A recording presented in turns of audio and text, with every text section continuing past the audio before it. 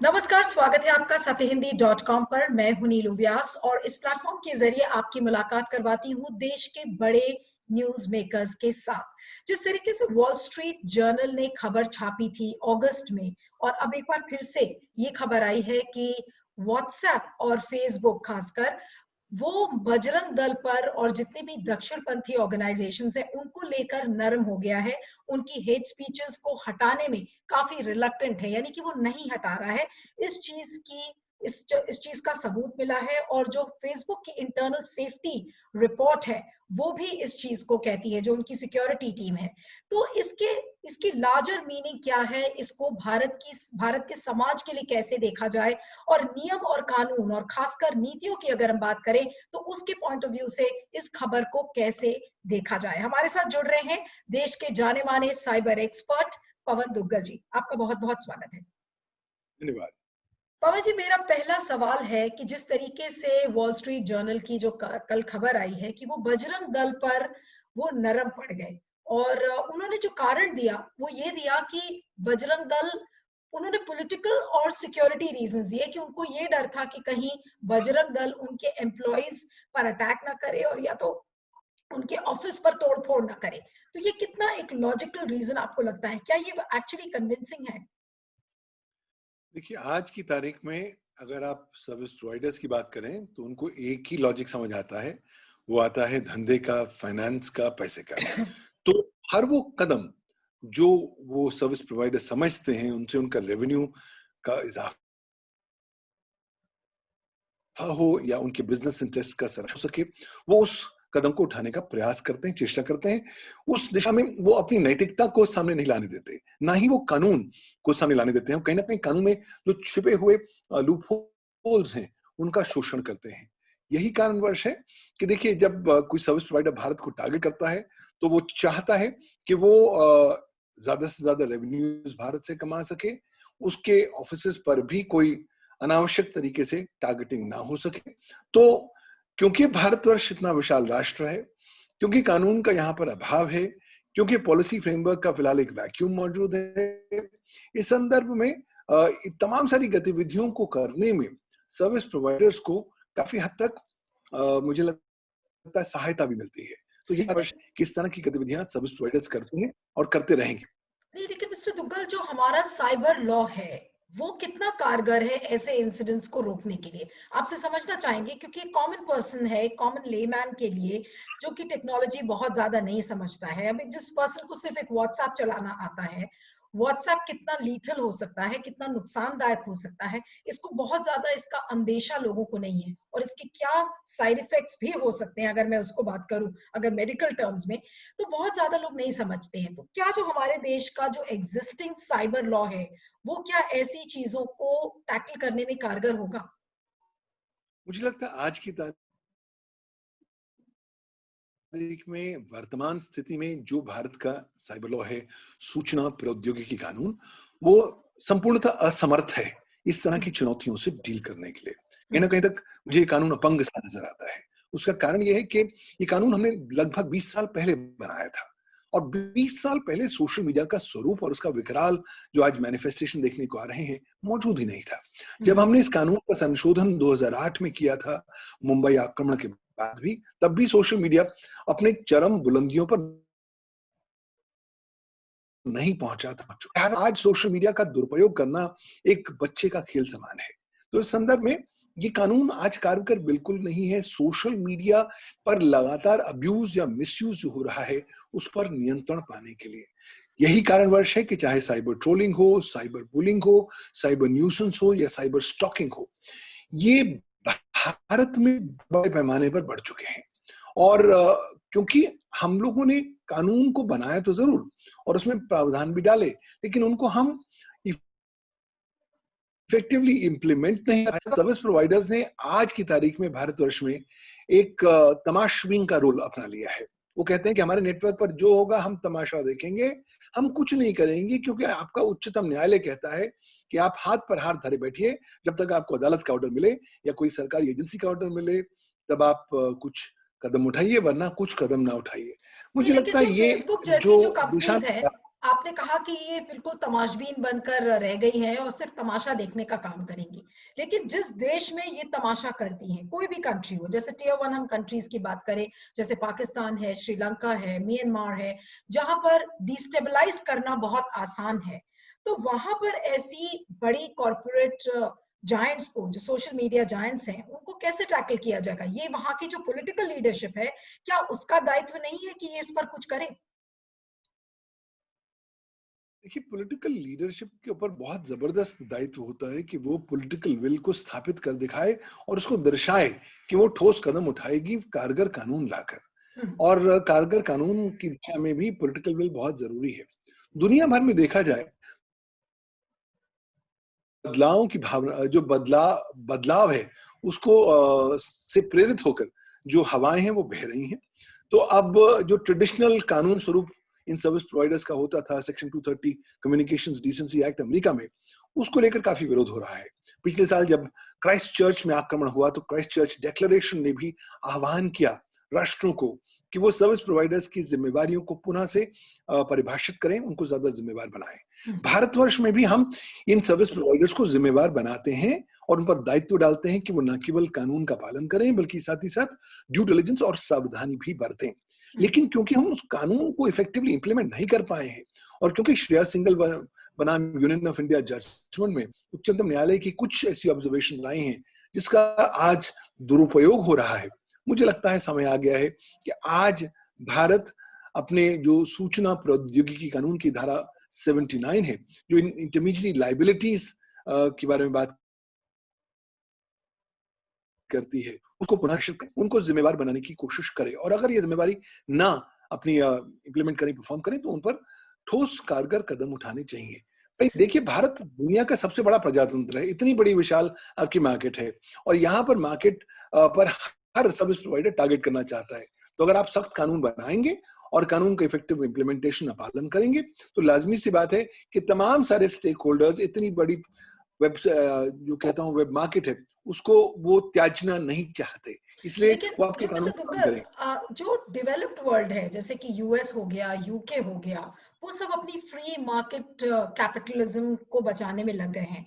लेकिन भारत में मुझे लगता है कि भारत का जो सोशल मैट्रिक्स है, अगर आप उसको देखें, तो आपने जैसा कहा कि पॉलिसी का एक वैक्यूम है, लीगल फ्रेमवर्क नहीं है, रेगुलेशंस नहीं है, तो उसकी वजह से जो भारत का समाज है, कहीं ना कहीं उस पर एक तरीके से हमला हो रहा है। चाहे वो सोशल हार्मनी की हम बात करें, एकता की बात करें, और खासकर जो ये वॉल स्ट्रीट जर्नल ने जिस तरीके से छापा कि जब दिल्ली राइट्स के समय कपिल मिश्रा जैसे लोगों का नाम आया कि उनके जो हेट स्पीचेस थे उसको नहीं हटाया गया। तेलंगाना के एक एमएलए थे टी राजा सिंह, और जब वो वॉल स्ट्रीट जर्नल में जब खबर छप गई, उसके बाद टी राजा सिंह की स्पीचेस हटाई गई।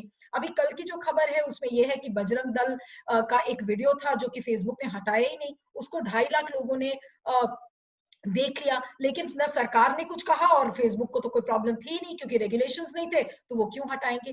तो ऐसे में क्या किया जा सकता है? इसका ऑप्शन क्या है ताकि फेसबुक को भी अपनी लिमिट्स पता हो और सरकार की जो पॉलिटिकल लीडरशिप है, चाहे वो विपक्ष पार्टीज हो चाहे सत्ता दल हो, वो कहां पर अपनी लक्ष्मण रेखा ड्रॉ कर सकती है?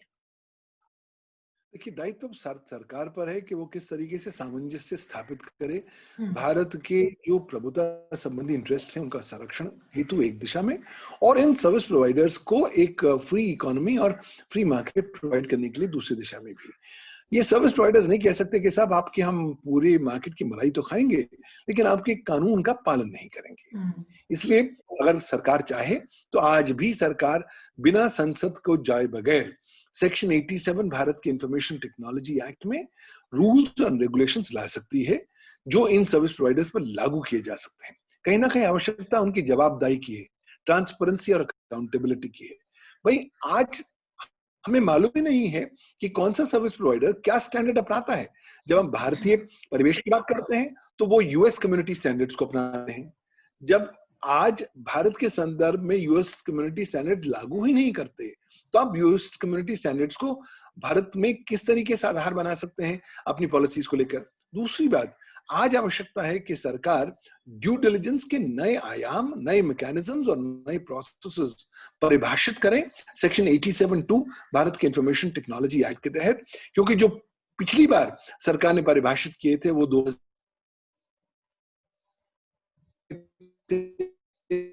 लगभग 10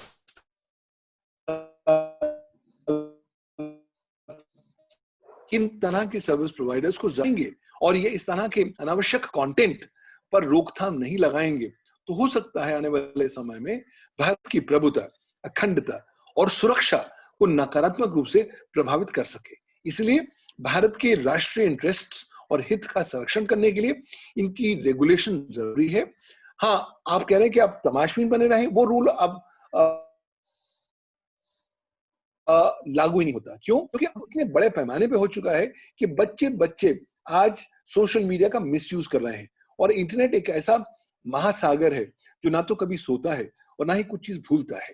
तो लाजमी सी बात है, एक कुछ भी चीज प्रकाशित हो गई इंटरनेट पर तो वो सदैव के लिए होने वाली है। इसलिए दायित्व और ज्यादा बढ़ जाता है भारत के संदर्भ में इस तरह की सर्विस प्रोवाइडर्स का कि वो एक एक फाइन बैलेंस लेकर आए, वो कुछ मॉनिटरिंग जरूर करें ताकि इस तरह का अनावश्यक कंटेंट जो पब्लिक ऑर्डर को, पब्लिक डिसेंसी, मोरालिटी को या जो आम नागरिकों की जिंदगी को नकारात्मक रूप से प्रभावित कर सके उस पर वो रेगुलेशन लगाएं, उस पर कुछ फिल्टर्स लगाएं और जब जब जो व्यक्ति इस तरह के वीडियो की शिकायत करता है तो उस शिकायत पर तुरंत अमल किया जाए अगले 2 घंटों में या 3 घंटों में, ताकि इस तरह के कंटेंट को रिमूव किया जा सकता है। और उसके बाद भी अगर ये सर्विस प्रोवाइडर्स अपने दायित्वों का निवारण नहीं करते तो लाजमी सी बात है उन पर कानूनी कार्रवाई भी की जानी चाहिए।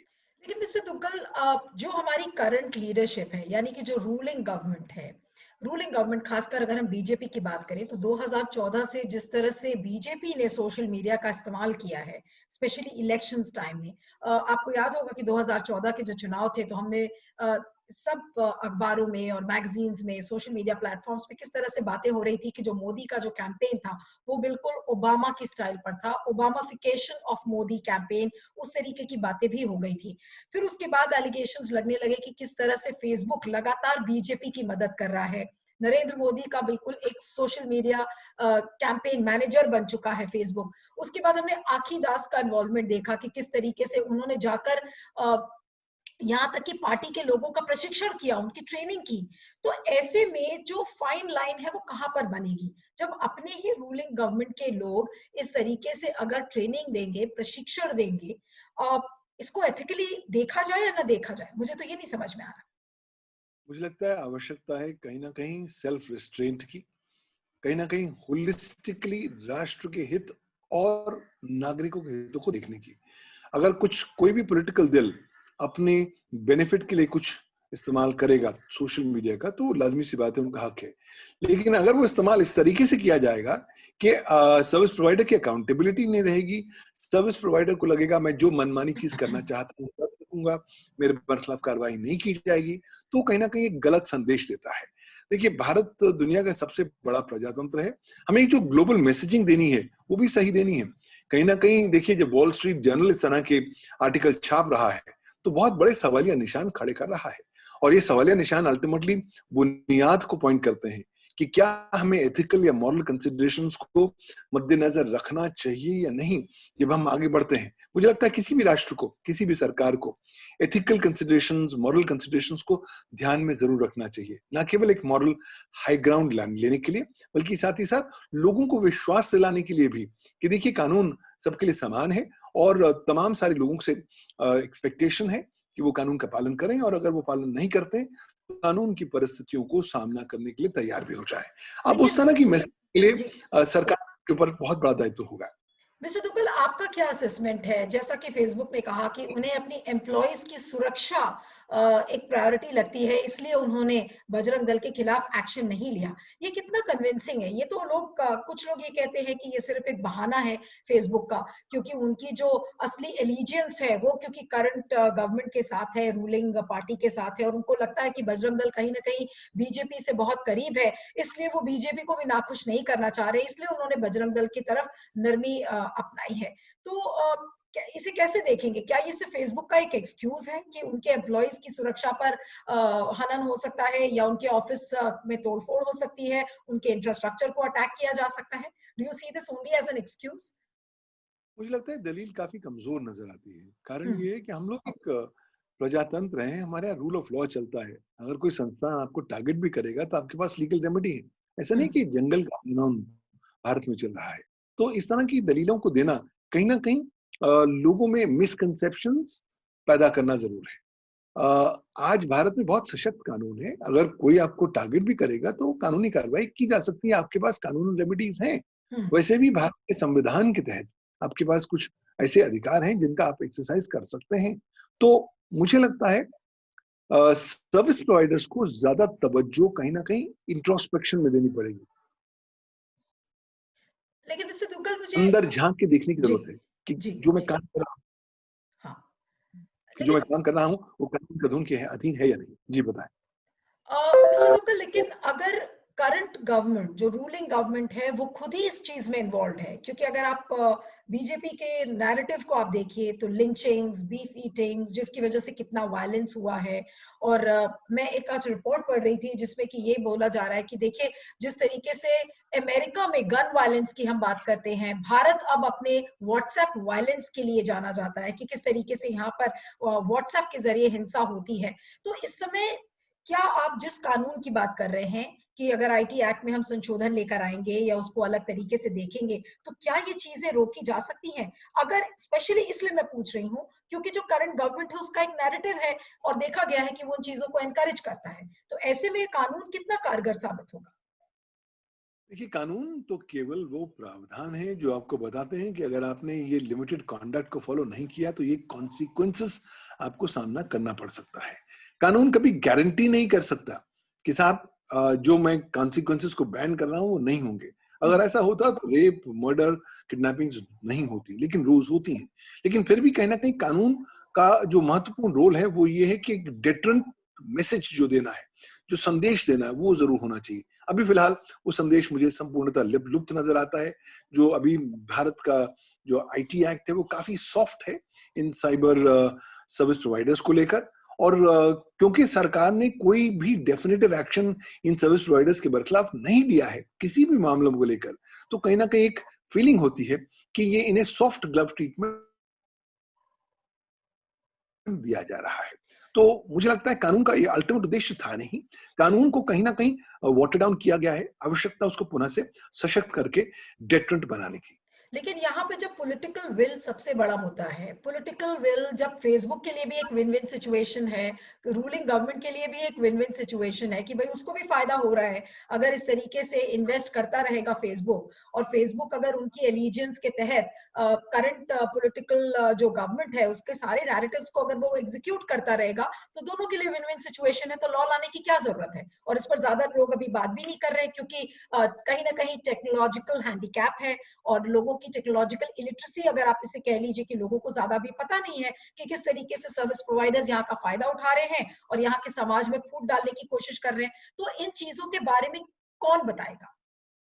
अल्टीमेटली सरकार बताएगी। और अगर सरकार अपना कदम, अपना दायित्व नहीं उठाएगी तो फिलहाल लोगों के पास यही विकल्प हैं कि वो अदालतों में जाएं, कोर्ट से ऑर्डर लें रिट पिटिशंस के तहत, ताकि कोर्ट डायरेक्शन दे सके सरकारों को कि जो वर्तमान कानून हो उसको आप इफेक्टिवली इन्फोर्स करें। लेकिन अदालतों का काम कानून लाना नहीं है। अदालतों का कानून है काम है कानून को इंटरप्रेट करना। अल्टीमेटली जिम्मेवारी नए कानून को लाने की, कानून का संशोधन करने की सरकार पर है। और सरकार की क्या, क्योंकि पॉलिटिकल विल नहीं है, यही कारण है कि इस कानून में कोई संशोधन अभी तक नहीं आ पाया है। तो उम्मीद की जाती है कि सरकार कहीं ना कहीं अपने दायित्वों के संदर्भ में ज्यादा जागरूक होगी और इस दिशा में कदम उठाएगी। लेकिन अगस्त में जो वॉल स्ट्रीट जर्नल ने छापा था, जिस तरीके से दिल्ली राइट्स में जिन एमएलएस के मैंने नाम लिए और जिन लीडर्स के नाम लिए थे, तो उसमें एट द मोस्ट हमने जो सबसे ज्यादा कदम ये देखा कि पार्लियामेंट्री स्टैंडिंग कमेटी ने फेसबुक के इंडिया हेड अजीत मोहन को उन्होंने बुलाया, उनको तलब किया। उसके बाद आखी दास ने रिजाइन किया अक्टूबर में, और वो एक अल्टीमेट पर्जिंग एक्सरसाइज जिसको आप कह लीजिए कि वो एक क्लेंजिंग एक्सरसाइज हो गई, और उसके बाद सब भूल गए। फिर कल अब ये दूसरा आर्टिकल आ गया। तो क्या इस तरीके से ही इस प्रॉब्लम को टैकल किया जाएगा? और मुझे तो लगता है कहीं ना कहीं कि पॉलिटिकल विल है ही नहीं सरकार की, और वो इंटरेस्टेड भी नहीं है इस तरीके का लॉ लाने के लिए।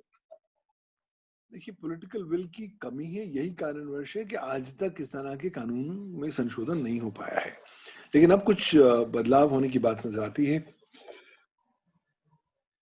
सरकार अब कह रही है कि अब वो कानून का संशोधन करना चाहती है, लेकिन वो किस तरीके से संशोधन करेगी, मुझे लगता है कहीं ना कहीं अंतर्राष्ट्रीय जो एक्सपीरियंसेस हैं उनसे भी हमें सीख लेनी चाहिए। प्रेसिडेंट ट्रंप ने अमेरिका में एक नया एग्जीक्यूटिव ऑर्डर निकाल रखा है जो अमेरिका के जो डिपार्टमेंट ऑफ जस्टिस है उसको दिशा निर्देश देता है कि ये सर्विस प्रोवाइडर्स की जो इम्यूनिटी है सेक्शन 230 कम्युनिकेशन डिसेंसी एक्ट में, उसे पुनः से आप देखें, उसका विश्लेषण करें और इनको ज्यादा जिम्मेवार बनाएं। इस तरह की हवाएं हम ऑस्ट्रेलिया में देख रहे हैं, हम न्यूजीलैंड में देख रहे हैं, और इस तरह का प्रभाव भारतवर्ष में भी आना जरूरी है। लेकिन आएगा तब जब कदम उठाए जाएंगे। जब तक कदम नहीं उठाए जाएंगे वर्तमान कानून ही चलेगा, और इस कानून में इतने ज्यादा लूपहोल्स हैं, इतने डिफेक्ट्स हैं कि उसकी लगातार मिस इंटरप्रिटेशन की दिशा में ही ये सर्विस प्रोवाइडर्स कई और साल निकाल देंगे। लेकिन जो एक डेटा प्रोटेक्शन बिल की हम बात करते रहते हैं कि डेटा प्रोटेक्शन बिल आएगा, उससे बहुत सारी चीजें सुधर जाएंगी, तो क्या जो इस तरीके का एक डेंजरस प्रेसिडेंट हम अपने सामने होता हुआ देख रहे हैं कि का अनहोली नेक्सस है between the social media giants and the ruling government, तो क्या डेटा प्रोटेक्शन बिल इस चीज को टैकल कर सकता है या इसका कोई लेना देना नहीं उससे? देखिए, डेटा प्रोटेक्शन बिल जो है वो एक दूसरी दिशा में लिया हुआ कदम है। उसका ताल्लुक इस बुनियादी सर्विस प्रोवाइडर्स की जिम्मेवारियों को लेकर नहीं होगा। क्यों? क्योंकि वो मुख्य तौर पर आपके सेंसिटिव पर्सनल डेटा या पर्सनल डेटा के संरक्षण की दिशा में बात की जाती है।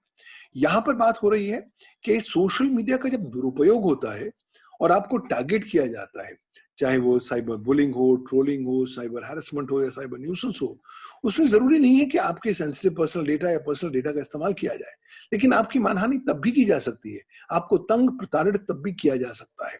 और उस तरह का जो मिसयूज हो रहा है उसको रोकथाम करने में ये जो सर्विस प्रोवाइडर्स हैं उनको अब हमें दिशा निर्देश देना होगा कि अब वो तमाशबीन बने हुए वाले जमाने चले गए हैं। अब आपको प्रोएक्टिव कदम उठाने पड़ेंगे, अपने लेवल पर फिल्टर्स लाने पड़ेंगे, प्रोसेसेस और प्रोसीजर्स अपनाने पड़ेंगे, ताकि आपकी जो नेटवर्क पर लगातार दुरुपयोग हो रहा है उसको रोका जा सके।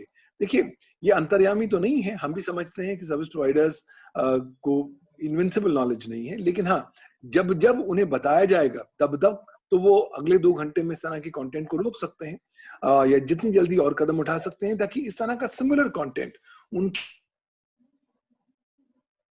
प्लेटफॉर्म पर ना आए और दुरुपयोग ना हो सके। लेकिन उसके लिए भी मुझे लगता है कि कानून में बदलाव की जरूरत होगी, उसके लिए भी सरकार के ऊपर हमें निर्भर होना पड़ेगा। मिस्टर दुग्गल, अगर आपने देखा हो कि जिस तरीके से फेसबुक के स्पोक्सपर्सन एंडी स्टोन का जो एक कमेंट आया था इस खबर के बाद, उन्होंने कहा कि कोई भी पॉलिटिकल अफिलिएशन के तहत फेसबुक काम नहीं करता है, लेकिन जो प्रूफ हमारे सामने है, जो एविडेंस है जिस तरीके के, वो बिल्कुल दिखाता है कि जो एंडी स्टोन बोल रहे हैं वो उससे बिल्कुल उलट है। तो आप मानते हैं कि फेसबुक एक डबल चेहरा या दोहरा चरित्र लेकर चलता है? वो कहता कुछ है और करता कुछ है, पेपर पे कुछ लिखा है और वो करते कुछ है। जी, मैं पूरी तरीके से आपसे सहमत हूँ। जो अक्सर लिखा होता है वो हकीकत को बयान नहीं करता, और जो बोला जाता है वो भी अक्सर रियल अक्सर नहीं होता, क्योंकि पब्लिक अपने जो पोजीशनिंग या स्टैंड लेना है वो दूसरा है, वास्तविकता में आप जो करते हैं वो दूसरी बात होती है। तो ये जो डबल फेस्ड अप्रोच है सर्विस प्रोवाइडर्स की, उसमें रोकथाम करने के लिए उनके बरखिलाफ कानूनी पीनल कॉन्सिक्वेंसेस को परिभाषित करना जरूरी है। उनको बताना जरूरी है कि अगर आप झूठ बोलते हुए पकड़े गए या आपके बरखिलाफ कोई सबूत आ गया जो आपकी लिखित पॉलिसीज का उल्लंघन करता है या वर्तमान जो प्रिवेलिंग कानून है उसका उल्लंघन करता है, तो आपके ऊपर सख्त कानूनी कार्रवाई की जा सकती है। और न केवल इस तरह के हम प्रोविजंस पेपर पर लेकर आए, अल्टीमेटली इफेक्टिव तो तब होगा जब हम इस तरह के प्रोविजंस को इफेक्टिवली इंप्लीमेंट कर पाएंगे और वो मैसेज ऑफ डेटरेंस दे पाएंगे। देखिए, चाहे आपने कदम एक सर्विस प्रोवाइडर के बरखिलाफ क्यों ना लिया, लेकिन अगर संदेश पूरे इकोसिस्टम में चला गया कि साहब आपने अगर ये लक्ष्मण रेखा क्रॉस कर दी, अगर आपने कानून का उल्लंघन कर दिया, तो तैयार हो जाइए, कमर कस लीजिए, क्योंकि आपके बरखिलाफ कानून और साथ होकर पड़ जाएंगी। अब वो मैसेजिंग फिलहाल क्योंकि मिसिंग है, इसलिए सर्विस प्रोवाइडर्स को लगता है कि भारत में चलता है अप्रोच है, भारत जुगाड़ का राष्ट्र है, और लिहाजा जो कुछ भी करना चाहे जुगाड़ के माध्यम से वो अपनी जो स्टैट्यूटरी ऑब्लिगेशंस हैं उनके परफॉर्मेंस का निर्वाह रोक सकते हैं या उसको डिले कर सकते हैं। तो फेसबुक इस पूरे जुगाड़ कल्चर का पूरा फायदा आपको उठाता हुआ दिख रहा है भारत में? भारत में ये कल्चर ऐसा है, और क्योंकि कानून में बहुत ज्यादा कमी है, बहुत लूप होल्स हैं, पॉलिसी वैक्यूम है, लिहाजा न केवल फेसबुक बल्कि और सर्विस प्रोवाइडर्स भी इस तरह के वर्तमान पॉलिसी लूप होल्स का शोषण करते हुए नजर आ रहे हैं और आएंगे भी। तो आवश्यकता है कहीं ना कहीं हम अपने घर को सुधार लें, जो हमारे घर में जो सेंधें लगी हुई हैं उन पर हम उनको ब्लॉक कर सकें, ताकि कहीं ना कहीं हम भारत के नेशनल इंटरेस्ट को, भारत के नागरिकों के इंटरेस्ट को और उनकी निजता का संरक्षण की दिशा में अक्सर ठोस कदम उठा सके। अब आपसे एक आखिरी सवाल करूंगी मिस्टर दुग्गल कि कितना अर्जेंट है ये लॉ? अगर आप हमारा पॉलिटिकल मैट्रिक्स देखें, सोशल मैट्रिक्स देखें, इकोनॉमिक मैट्रिक्स भी, मैं इसकी भी बात करूंगी, क्योंकि अल्टीमेटली भारत इस समय जो जीडीपी है वो 0 से 10% नीचे चली गई है और बिल्कुल नेगेटिव में आ गई है। तो ऑब्वियसली बात है कि भारत को निवेश भी चाहिए, इन्वेस्टमेंट भी चाहिए, जिसमें कि फेसबुक एक बहुत बड़ा इन्वेस्टर है और भारत एक बहुत बड़ी मार्केट है उसके लिए। तो ये लॉ कितना अर्जेंट है कि भारत क्या वेट करे कि नहीं और उसके पास इन्वेस्टमेंट आ जाए, और या उसको तुरंत इस लॉ पर काम करना चाहिए? कितनी अर्जेंसी है इस कानून की? मुझे लगता है कि इस तरह की लॉ की आपको इमीडिएट अर्जेंसी है। आप इंतजार कल नहीं कर सकते। क्यों? क्योंकि अगर आप इस तरह का लॉ लेकर आएंगे, आप पूरी ग्लोबल मार्केट में आप एक इकोसिस्टम में एक संदेश दे रहे हैं कि देखिए हम रूल ऑफ लॉ को प्रिजर्व करने के लिए हर वो कदम उठाएंगे। इसलिए आप आमंत्रित हैं, भारत जैसी विशाल मार्केट की आकर फायदा जरूर उठाइए, लेकिन हम संदेश भी आपको दे रहे हैं कि भारत में आइए तो जरूर, निवेश तो जरूर करिए, लेकिन ये उम्मीद मत रखिए कि भारतीय कानून आप पर लागू नहीं या आप भारत का पालन देंगे। तो हमें ये carrot and stick approach adopt करनी पड़ेगी। डिले करने से नुकसान हमारा ही होगा। कोविड-19 के आने से हम जो golden age of cyber crime है उसका प्रारंभ अब देख चुके हैं। साइबर सुरक्षा में लगातार सेंधें हो रही हैं और सर्विस प्रोवाइडर्स लगातार चुप बैठे हुए हैं जब सोशल मीडिया का दुरुपयोग उनके प्लेटफॉर्म्स पर हो रहा है। अगर हम इस तरह की ज्यादा कंडीशंस को कंटिन्यू रखेंगे तो कहीं ना कहीं लोगों का जो ट्रस्ट है, कॉन्फिडेंस है सरकार के प्रति, राष्ट्र के प्रति और उसके कानून के प्रति, वो कहीं ना कहीं इरोड हो सकता है। और अगर वो हुआ तो उसके दूरगामी प्रभाव बहुत हो सकते हैं। इसलिए जितनी जल्दी हम इस तरह के कदमों के लिए कारगर प्रयास करें उतना अच्छा है। सरकार के पास 2 रेमेडीज हैं। एक तो आज ही वो ऑर्डिनेंस के थ्रू नया लॉ ला सकती है, वो रूल्स एंड रेगुलेशंस कर सकती है, वो नया लॉ के लिए आप संसद के पास जा सकती है। लेकिन आप कुछ करिए तो सही। अल्टीमेटली आप जितना कदम जल्दी जल्दी उठाएंगे, बिल्डिंग ब्लॉक्स बनाएंगे, उतना ही आधार बनेगा भारतीय इकोनॉमी को पुनः से रिवाइव करने के लिए और रूल ऑफ लॉ को भी आप होल्ड करने के लिए भारत की दिशा। आपने ऑर्डिनेंस की बात किया, और कुछ सरकारें ऐसी हैं जैसे कि योगी सरकार, उन्होंने ऑर्डिनेंस वो लेकर भी आए हैं तो किस पर? लव जिहाद पर लेकर आए हैं। और लव जिहाद के कानून किस तरीके से बना है, वो अध्यादेश लेकर आए, उस पर कानून बन गया जल्दी। लेकिन साइबर लॉ को अमेंड करने के लिए या कोई एक नया फेक न्यूज पर लॉ बनाने के लिए सरकार इतना डीली डाली कर रही है। ये फेक न्यूज बहुत बड़ी चुनौती बन गई है और अगर आपने बहुत जल्दी इसको टैकल नहीं किया तो ये ऐसी आग है जो आपके घर को ले डूबेगी और पूरी चीज को जला देगी।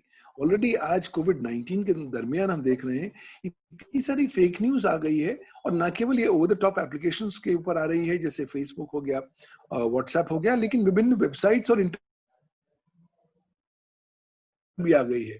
और अब जब फिशिंग और आइडेंटिटी थेफ्ट और फ्रॉड इतने बड़े पैमाने पर इतना ज्यादा कॉमन और प्रेवलेंट हो गए हैं, आवश्यकता है कि हम इन जो बुनियादी चुनौतियों हों उनके लिए तुरंत कार्रवाई करनी शुरू करें, ठोस कदम लेकर आए, कानून को इफेक्टिवली इंप्लीमेंट करें। और उसके लिए हमें किसी और दिशा में देखने की जरूरत है ही नहीं। हमारा जो अपना राष्ट्र का एक्सपीरियंस है पिछले 12 सालों का, कि जो हमने चुनौतियां देखी हैं, अगर हम उसी को ही एड्रेस करते हुए आगे बढ़ पाएंगे तो काफी हद तक हम इंडियन इंटरेस्ट को संरक्षित रखने की दिशा में हम कामयाब हो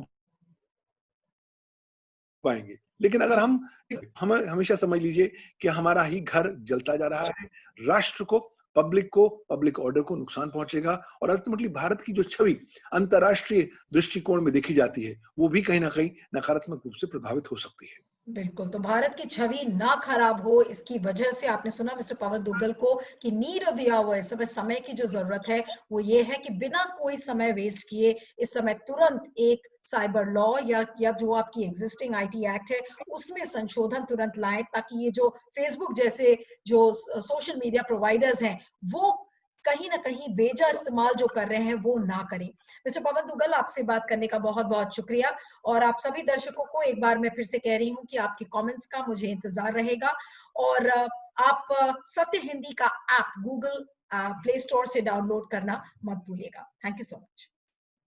सत्य हिंदी का ऐप डाउनलोड करें गूगल प्ले स्टोर पर।